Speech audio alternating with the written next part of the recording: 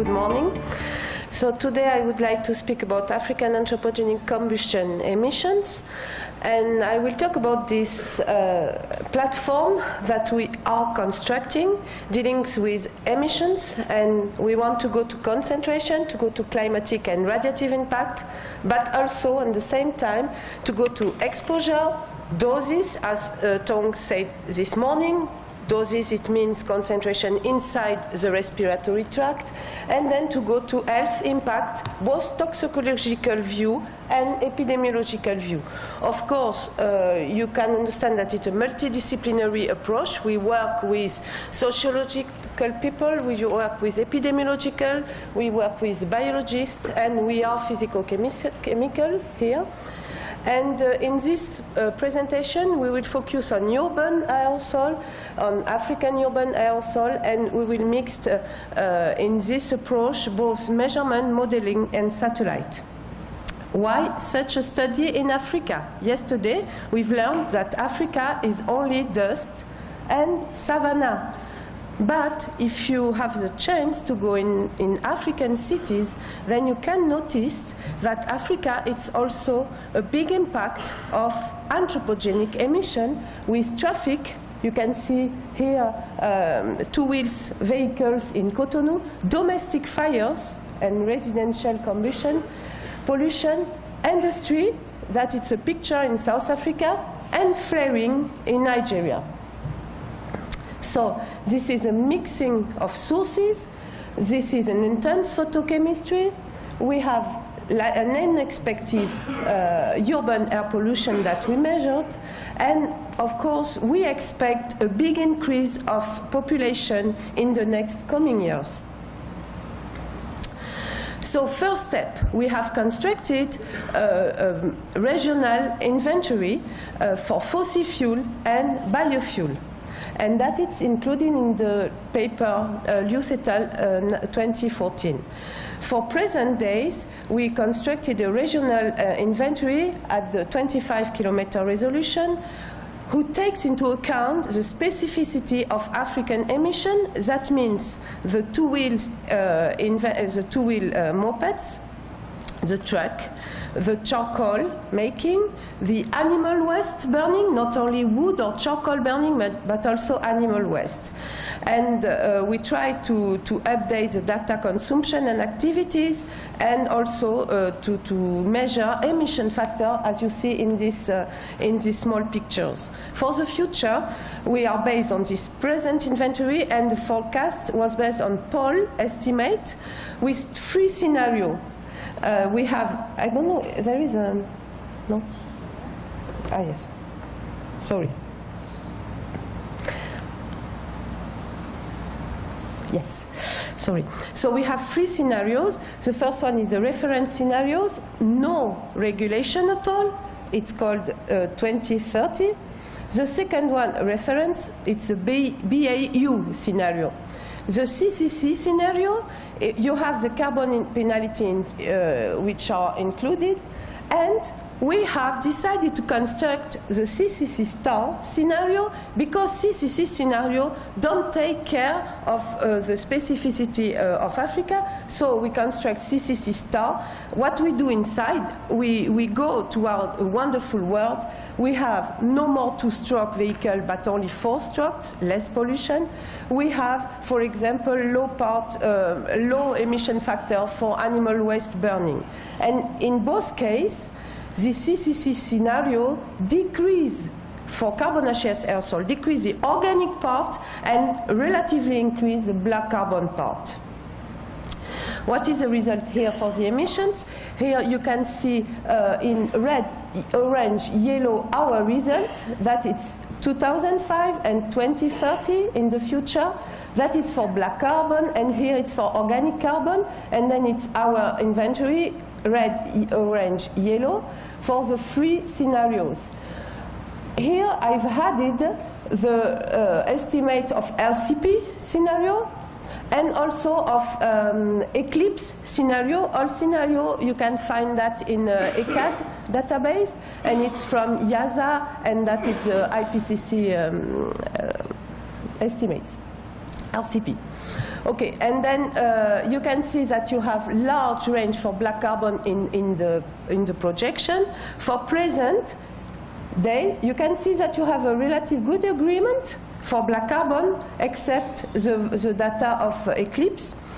And for organic carbon here, you have also a large range with reference and CCC scenario highly different than the others.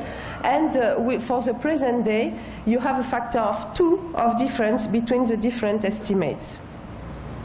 We can go sector by sector and see that what is dominant. Here you have total emission, 2005, it's for organic. You have power plants, you have domestic. You have domestic here, the big one, and the traffic here. And then you can see that the dominant sources is the domestic fires. And same for the future. And you can have, if you look inside, you can see how the different emission inventory behave. An important thing here, it's regional distribution of this emission, and you can see that that is for South Africa, that is for West Africa, traffic, domestic industry power plants, it's for OC, here it's for the present, and behind the best scenario, and here the worst scenario, and you can see how domestic, in fact, is always predominant. In West Africa, you can see that you have traffic, also important, and whereas in South Africa, it's industry and power plants. I want to finish on that for the emission. The relative importance of Africa against all the world, and if you look at this contribution to the global total anthropogenic combustion emission, that is only traffic, domestic, industry, and power plants. Biomass burning is excluded. Then for OC, for organic carbon, here I put all the species that I have in the inventory, but if you look at the organic carbon, in 2005, you have 25% of anthropogenic organic carbon which come from Africa. And in the future, if you are in the worst scenario, it can be 60% of the total organic carbon combustion emission, which means that in that case, if nothing is done for Africa now about the regulation, then you can have the relative importance of Africa higher than China, for example. We put this emission inventory in the model, RECCIEM4 model, the regional climatic model, which is on development in ICTP and also in different labs in the world. Resolution that we had, it's 50 kilometers by 50 and 23 vertical levels. For the emissions, we took fossil fuel and biofuel inventories that I just mentioned, and the AMA-BB. You remember AMA biomass burning experiment in West Africa, emission inventory. And the model deals with different parts of aerosol, BC, OC, sulfate, dust, sea salt. In this presentation, I will show you 2 groups of simulation. Antro group, which is BC, OC, sulfate from only fossil fuel and biofuel emission for 2005 and 2030, and others the same from biomass burning, dust, and sea salt. And I will use the same meteorological file in 2005 and 2030, and only different anthropogenic emission. I reconstruct PM2.5 with this model, following this relationship, very classical. I have POM, particulate organic matter from organic carbon, water soluble from sulfate, and I have directly the PM2.5 dust and sea salt. How I calculate the excess mortality, I use the following relationship given by Annenberg in 2010 and Lillywelt in 2013. So Jos did the job yesterday, he presented already this relationship, linking the death, the excess of death with the excess of PM2.5. For me, here, I don't have the problem, I think, I don't have the problem of this the threshold, because I just want to speak of difference. I take the difference between the 2030 state of my model for the two scenarios minus the 2005. So in this relationship, you have Y0, which is a baseline mortality rate, and beta here, which is important, is a concentration response factor, and it's useful. It's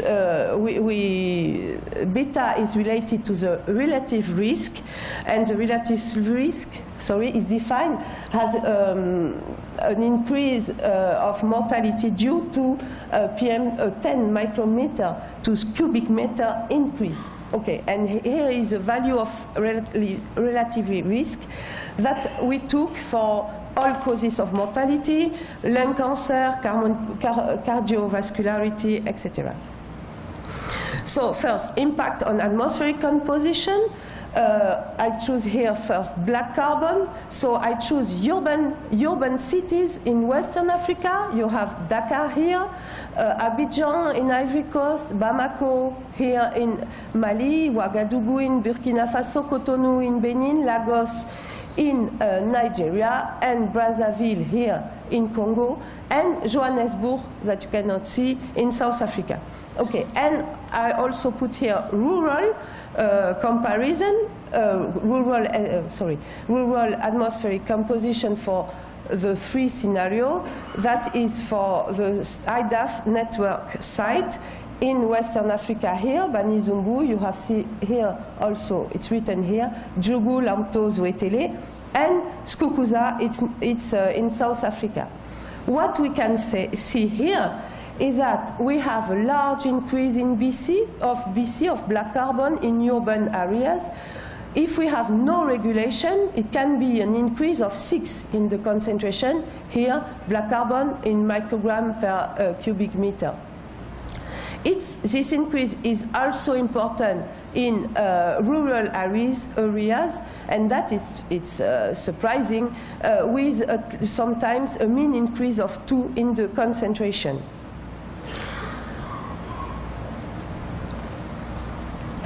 To validate the model, it is something which is difficult in Africa. We have no measurement in West African urban sites. So when I've heard that in China you can find 370 sites, I am very exciting, because in Africa we have no urban site. We have what we did, traffic site measurements or combustion nearby the combustion, but we have not urban site to validate the model. So, and we have at this time in 2005, few measurements in rural areas for black carbon. It was the beginning of black carbon in IDAF. So here I can compare in Djougou, in Benin, the model black carbon, and here the measured black carbon. And you can see here wet season, July, August, September, and then after the beginning of dry season with the biomass burning increase. And here is Lamto in Ivory Coast, and also it's data for the wet season. So we need to do better for validation, and ongoing is, of course, aerosol optical depth, because we have 3 sites, then perhaps we can better validate our model. So about the PM 2.5 increase here, it was the model obtained in 2005, and the worst scenario and the best scenario, that is for PM 2.5. And something really important is the concentration of PM 2.5 here. What is the contribution of anthropogenic and on others? Others is dust and sea salt and biomass burning. Then blue is anthropogenic. You can see that it's for the present that all the cities in the Sahel, it's biomass burning and dust predominate with bigger, but in the city near the coast, it's the anthropogenic contribution. So I just want to show here the results for excess mortality, and then you can see that if you go to the worst scenario, then for all Africa you will have 200,000 deaths more than today, And if you go to the best scenario, the CCC star, then you will have only 63,000 deaths. So you can reduce your death by 1/3 if you do something on emissions. If you look at the different country importance, then you can see that it's in Nigeria and South Africa and Egypt and RDC that you have most mortalities. And also what is interesting is that it seems that we do the job for reducing the mortality for some country. Look here, that is the best scenario, Nigeria. Here in South Africa, we have no more data. But it seems in other countries, like in Egypt, then we have still in the best scenario a big amount of excess mortality. So it seems that we need to continue to focus on the different sources. And my conclusion, the main there is plenty of causes of uncertainty, of course, in these studies. Of course, the uncertainty dealing with emission, exposure model, but also on this relative risk. And in this work, we calculate that following, like Annenberg, the log linear function. And if we do that with other functions like linear function, the results can be very different. Also, this RR is obtained from epidemiologicals driven in northern country. What about relatively risk for specific African sources?